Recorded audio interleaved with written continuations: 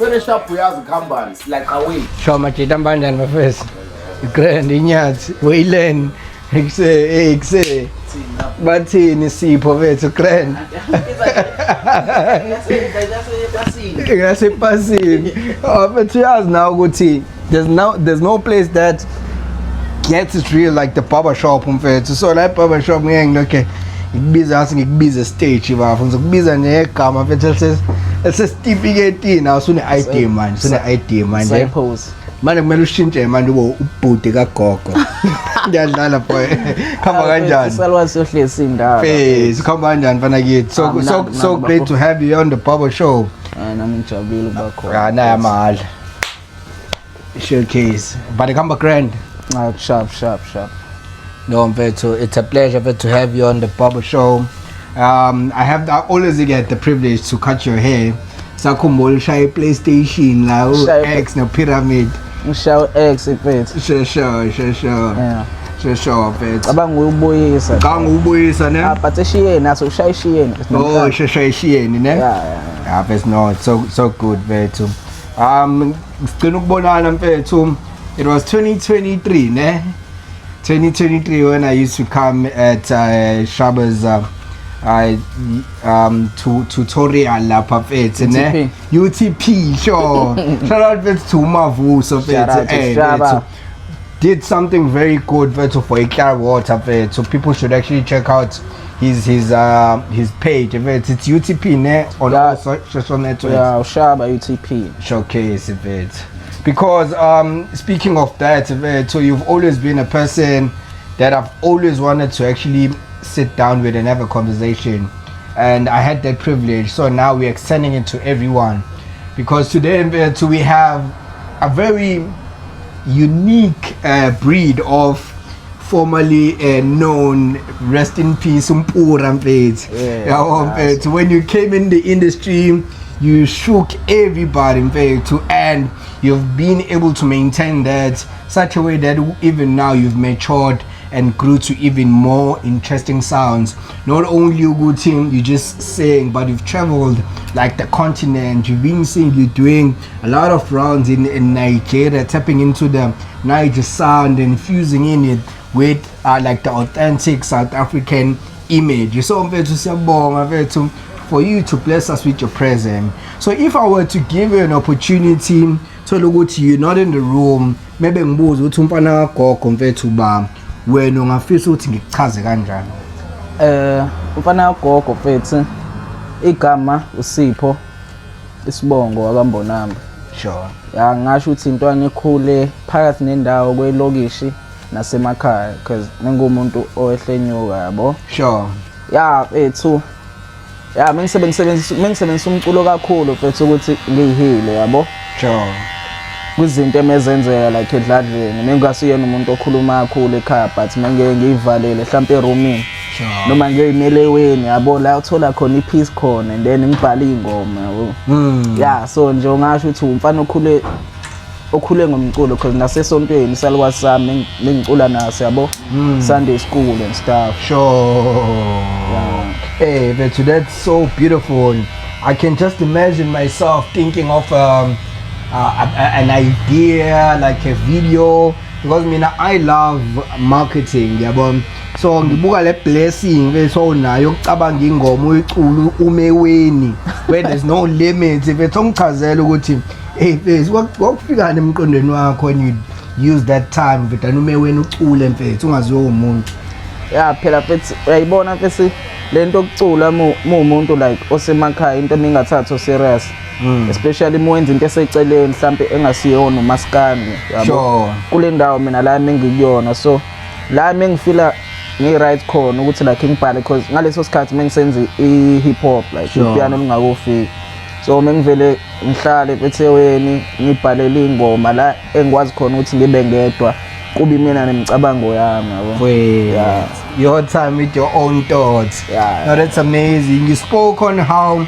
ugogo influenced you because your whole career has like been around the blessing bethu of which abanye bethu abayitholi or abanye bethu it is short lived yabo. Ugogo mfethu uthando olungalinganiswa nothando lomunye umuntu empilweni yomuntu yabo, because ukuba nogogo bethu, I know people would say hey kuney'nganekwane ezayishiwo gogo noma kuneplate elalijwayele ukupheka ugogo. When you spoke on ukuthi ugogo used to take you to Sunday school, yabo. Yeah. So how was that time for you, and how did it shape you to become the person that you are? Because currently right now I'm not sure ukuthi ogogo bamanje basayisa iningane go Sunday school, but when for you to pride yourself with mina ngikhulele esontweni and we would always sing nogogo, how was that for you?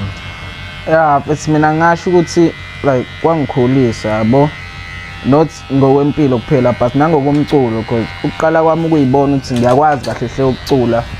Ngafika lapha sasingafuni ukuya esontweni mfethu, kahle hle sinabafethu yabo. Manje isalukwazi ihlezi sibamba mina ekhoneni sithi hayi ngifike mfethu esontweni. Mengifika esontweni thothi kuyashumayela sekumele siye phambili yabo. Sure. Sivele sithi hayi ngihamba nomzukulu wami la yabo uyacula.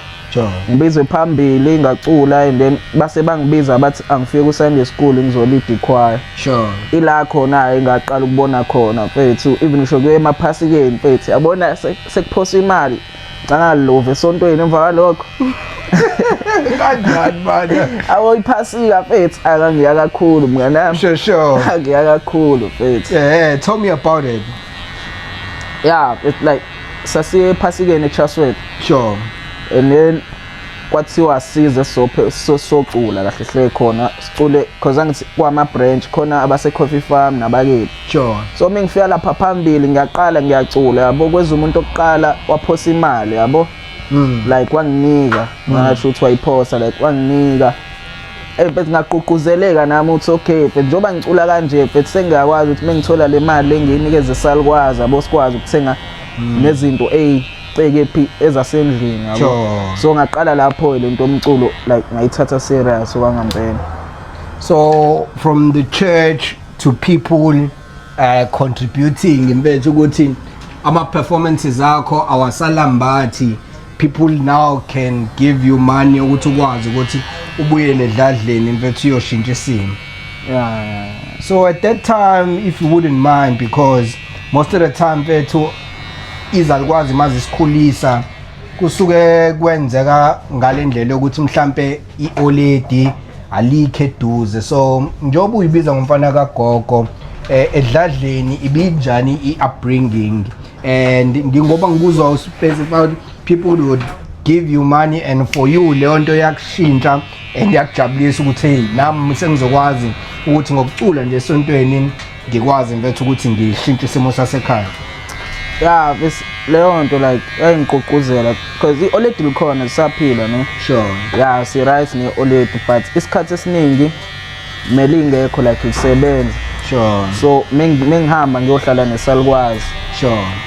Ngoba nakhona kugcwele ingane zabafana, so ikhona la enjoy khona kakhulu because oledi ngelispan. Sure.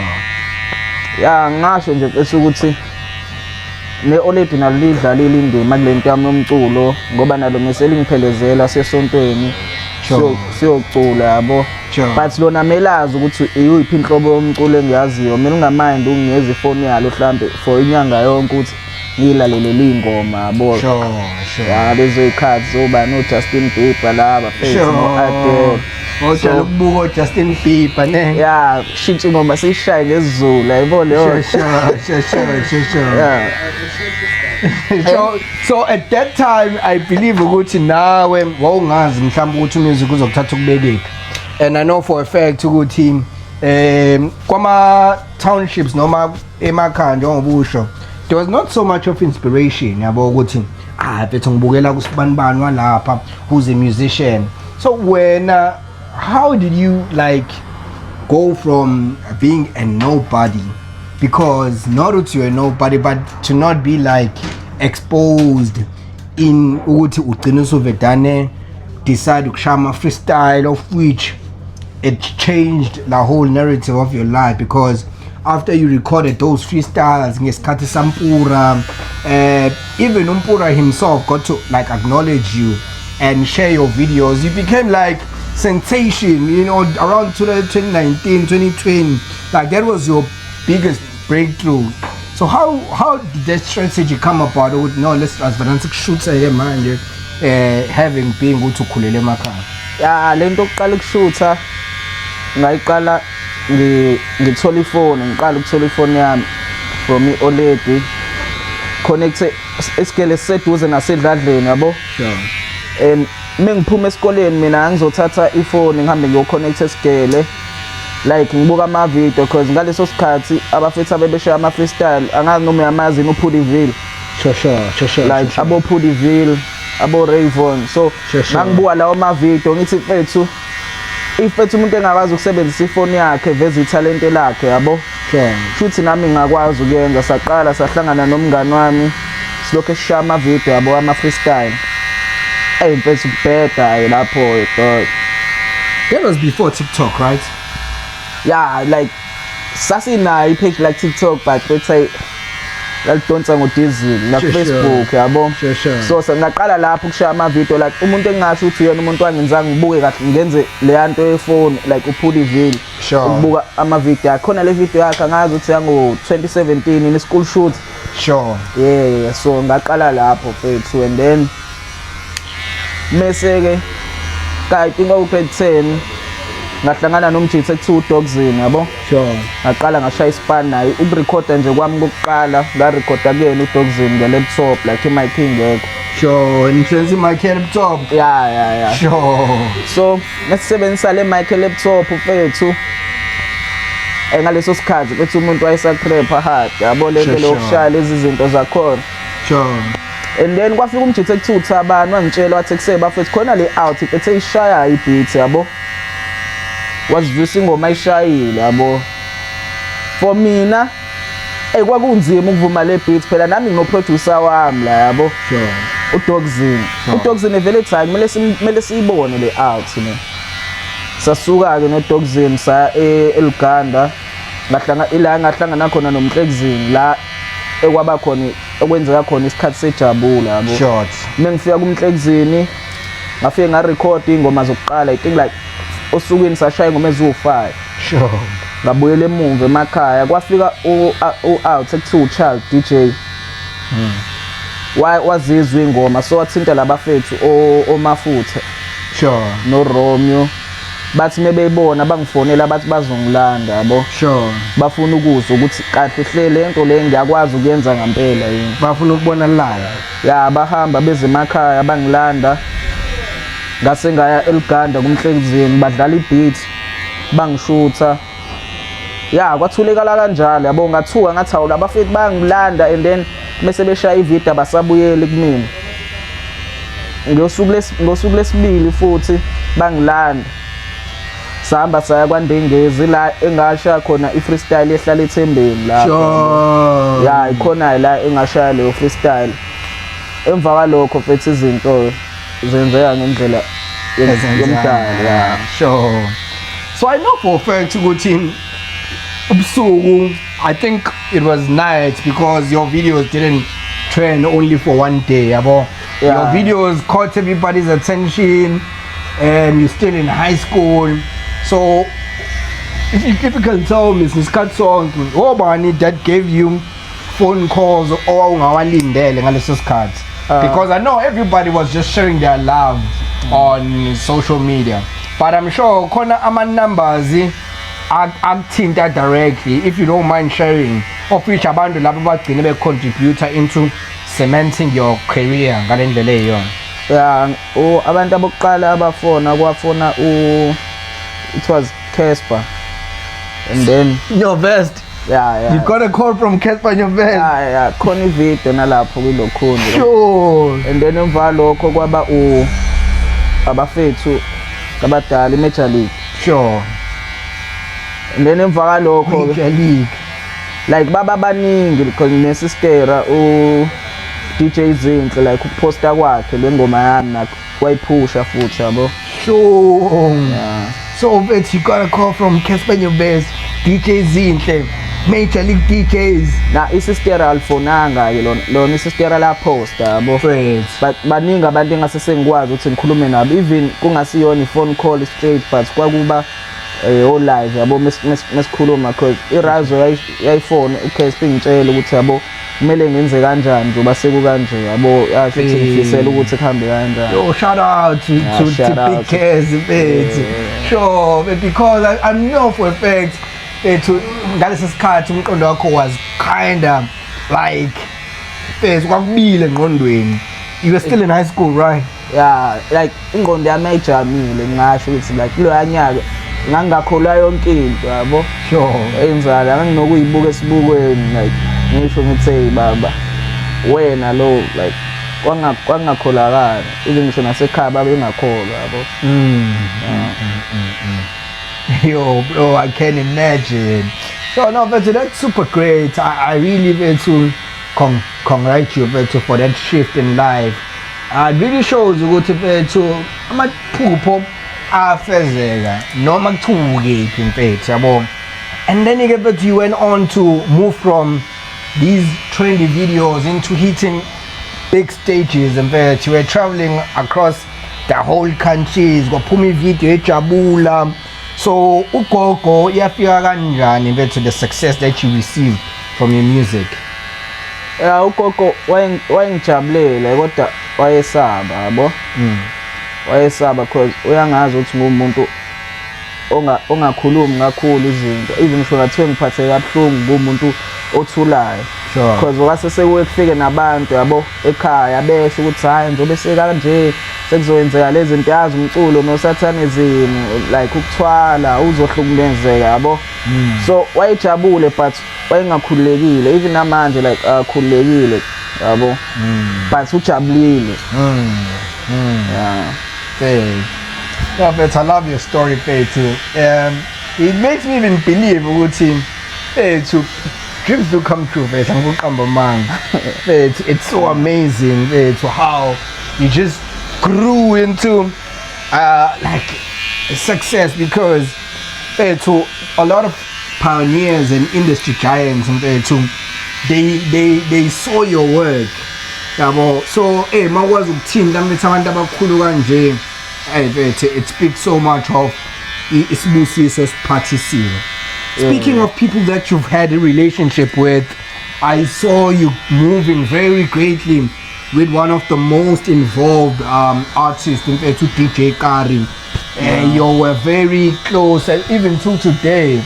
DJ Kari is not just only an artist, but he's a person of change. In fact, we've seen how he's always impacted society and shaped the culture. So how did you get to meet Kari? And how can you speak of your relationship?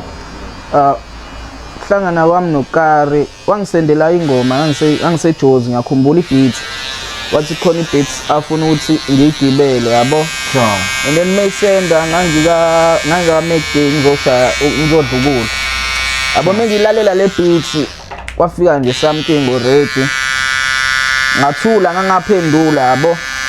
Because wayisendele mina straight wayengayisendelanga i-management. Sure. Bengibuye eThekwini mfika I think ubafo lo ngifitha wayekhona naye ngirecorda le ngoma yabo ngifika abafithi bahlele estudio ithi abafithi ngicela ningirecordisa le ngoma eyi1 yabo. Ame ngifaka ngayirecorda le ngoma le sahamba saya ku-event. Emese sibuya sesiyilaleli sisakahle ngamsendela uDJ Kari like wayithanda ila saqala khona ukwazana khona anti size sishaya ingoma yesibili Azulu. Sure. Ingoma yesibili noma okwaqala iAzulu kweze sabajulukisa so for iAzulu wasuka ePretoria weza la eDurban uthi soyishoot. Sure. So ngaqala lapho ukuthi like ngimazi in person ngambona ukuthi hayi uHoodman right because uyangibhekelela even ngisho izinto mengamashi friend uyangichecka yabo nothi uthi ngibhekelela ngenyuko kanjani but izinto nje ngifuna umuntu engakhuluma naye yabo iRazo.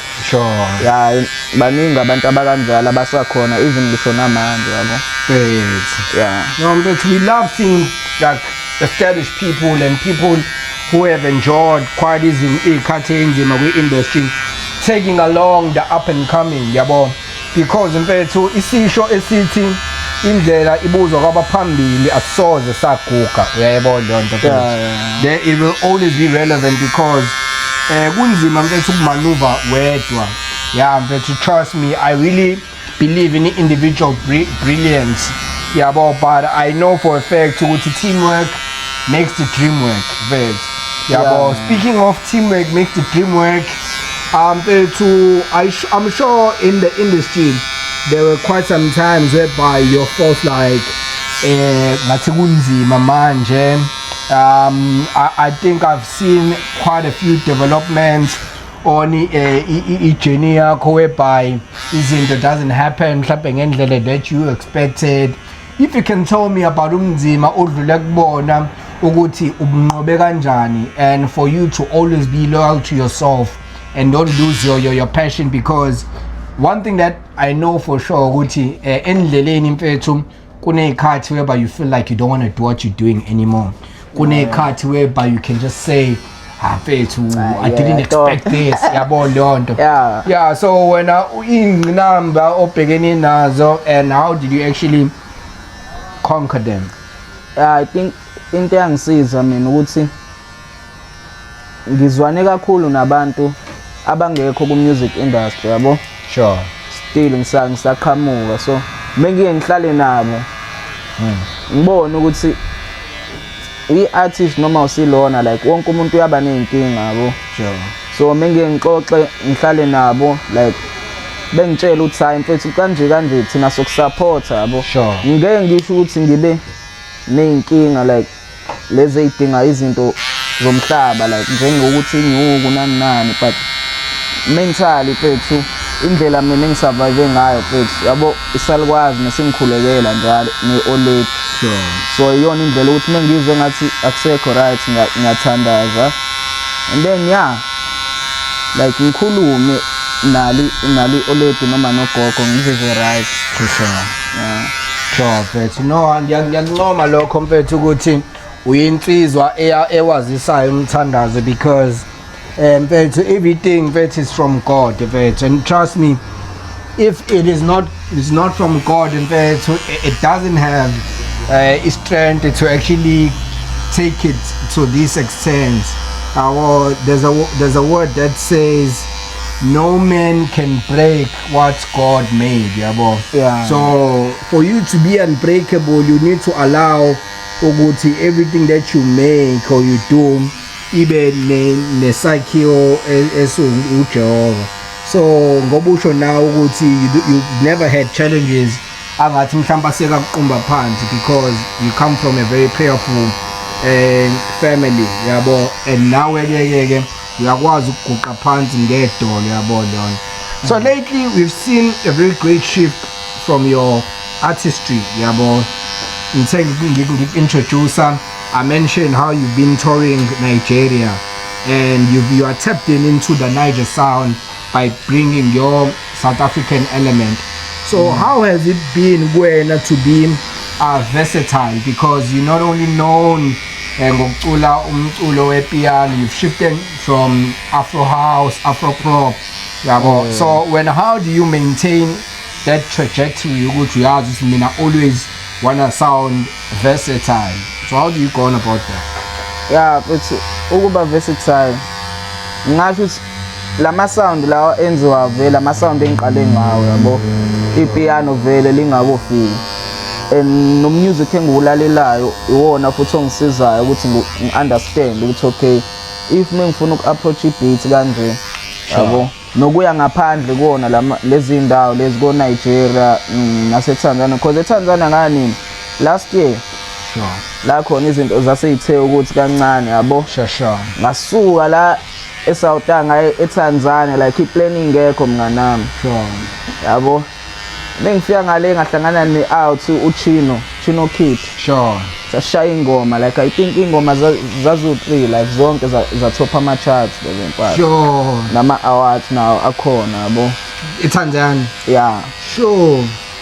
So umuve eTanzania uhamba ngebudget yakho, or it was based on a label? na like ukuya eTanzania like kwakuyi-budget khona umngane wami ekuthulile yabo Sure. uhlale e-Austria wayefuna ukuthi sifike vele because ngangihamba no-D Sure. D-Star and uChico mesifika vele ngale mfethu mina ngisacabanga mengaze ngiphume ngiyaphansi ngithi hey mengifika labantu bazo-receive kanjani umusic wami yabo Sure. kanti khona ingoma engayenza 2021 yakhona eTanzania namanje yabo isabambile Sure. mengifika ngale bangishaya interview bathi ngicula ingoma yami edumile so ngacula yona le ngoma only to find out ukuthi khona umuntu wangale omethu yena omeyicula le ngoma yabo You lie ngoba uyaphusha. ya bembuza iminingi yayo ukuthi nje wayevibela yabo Uthi wayevayipela. Eh, shuse bathi yenzeka leni people bathathi ngoma but Yeah. we need to be careful. yavela even isho kulokhunja kwama lokhunja khona kwama newspaper bangibiza nawo ama interview kwama radio like ku social media khona leyo mpahla Sure, leyo. sure. And then emva lokho ngaqala ngenza nezinye ingoma nabafethu Oh, but no, that's amazing. Ayikho into ebaluleke njenge international recognition, yabo. It surely goes a super long way, yabo. So with that being said, ngibambela lapho bafuzi. Ngelwele. So with that being said, mfethu, I'd like to know for a fact ukuthi ke kulo nyaka there's a lot of things in store and ngobusu almost half mfethu. What are we to expect from Umfana Kagogo? And who are you looking at working with? ya uzongithola ngasho ukuthi uzongithola kuyo yonke indawo Sure. but abantu okwamanje bengalindela ipiano Sure. like maybe mhlambe i-EP or ini just ukuvalelisa ukusho ukuthi angisabhoxekile Sure. hayi ukuthi ngoba nakho manje sengenze sound eyodwa sengiyakwazi ukuthi ngizenzele amanye ama-sound because mengikwenza but mengaphumi yabo Sure. so ngizoqale ngibanikeze ipiano lela bangazi ngalo and then mase ngiyabatshela mhlawumbe ingoma yokugcina-ke sengikhethe information eningi kakhulu Sure. and then mhlawumbe ingoma yokugcina noma eqala noma ephakathi nendawo izobe isifaka-ke isound le abantu like abangalazi iside laMfana Kagogo ukuthi okay kahle hle ukhona uMfana Kagogo because ziningi ney'ngoma ezingasiyona ipiano engiyibhalile ey'khona ezaziwayo but Sure. abantu abazi ukuthi like ngikhona kuyona leyo ngoma yabo. Oh, sure. Awukahle sinika just a Hayi. one season Hayi, ba. ukuthi iziphi lezi Hayi, ngoma. Hayi.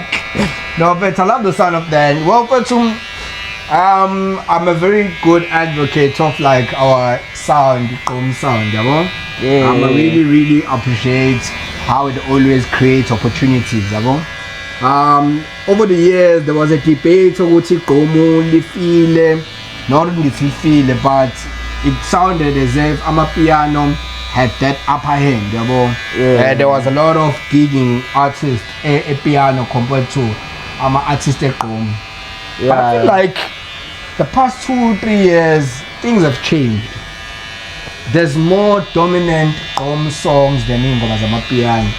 Of which I can say not ukuthi ngoba ngithi lalifile igqomu, but igqomu is like more dominant right now than amapiano. So when as a versatile artist, are you looking at touching on igqomu sound to see how you fuse it with your sound? Ya iqomse ngalenza bafu. Sure. Nini 20 alishano DJ Q uNisen Sure. ilo ini mayithile yangoma futhi na sengikhohlwe ingoma engikuyona futhi Sure. Ngiyambona niseni ne. Sure. ya nomshayi wasi like Sure. Babekhona. Sikamtop SK Matobela. Yeah. Sure. so Shout ngalenza out. iqom isound engingangena kuyona yabo Sure. but angazi ukuthi ngizongena nini mekwenzeka ukuthi kuyahlangana ukuthi ngiyahlambe kwamarazo ashaya igqomu ngaliphabaza because angicabanga ukuthi ngabe inkinga Sure.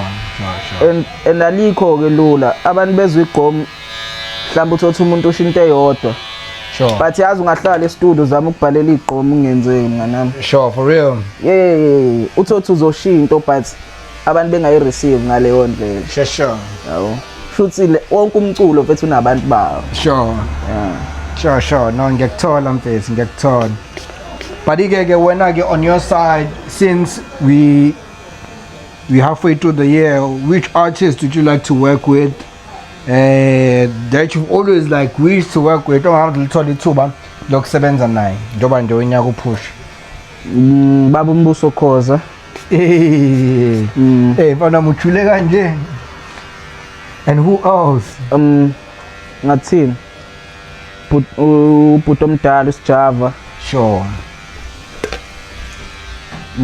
If uSjava manje mase kuthiwa awusend ivesi ngongishayela nje mfethu into encane engayiza nje athi no ngifuna impahla engifuna ukungena kuyo engifuna ungifake kuyona. Mfethu mebethi ngizophela emoyeni ngase ngaphunyuka esandleni gama lami liphele ematheni ngoma zami emsakazweni ngayibona ngibona kude echomile empilo mengibuka kude la ngiphuma khona ngiphuma kude ndakoqeda ngisaya kude le nale ngisemazweni nganyamezela mina ngiyabekezela bathi iyo bacela ipiano. Masengethi sanibonana zwe. Irazi bethi zoza mfethu ubhuti omdala mfethu zoza mfethu awuzoza mfethu ubhuti omdala mfethu. No, that's a great flow. Ngikubuza mfethu ngoba ngiyakwazi mfethu, you always have something on your head. Yabo mfethu, that's great. I love that mfethu. Always be prepared mfethu. So if you were to say if you were given an opportunity to redo something, what are those mistakes and those regrets you just sometimes feel like if I only could have done this again ngangayenza kanje? Ngathi ngasho ukuthi ukuyekela indlela engikhule ngayo ingene ekhanda even ngisho sengikhona endaweni because mengibuye ngibe nakho ukusaba yabo ngibuye ngikhohle ukuthi hayibo kufana gogo kufana mengifika endaweni like ngibe nokusaba so of which into esengisebenzile kuyona but okunye ngeke ngisho ukuthi ngifisa ukukushintsha because kungikhulisile ngendlela engafani. Sure. No, but that's dope. I love the fact that you are quite aware of ukuthi you are who you are, because sometimes lento vethu yokuba humble mfethu ibuyisishaya yazi ngobani sayikhohle ukuthi the role that we need to play. Yabo uthola ukuthi mfethu ugcina usuzenyeza usuyibukela phansi usushawa ilento yokuthi mfethu khohle uthuba, so you always need to own your space. And I also love the fact that you acknowledge all the mistakes you've done because they make you who you are currently right now. So big ups to that, Bafos. Thank you.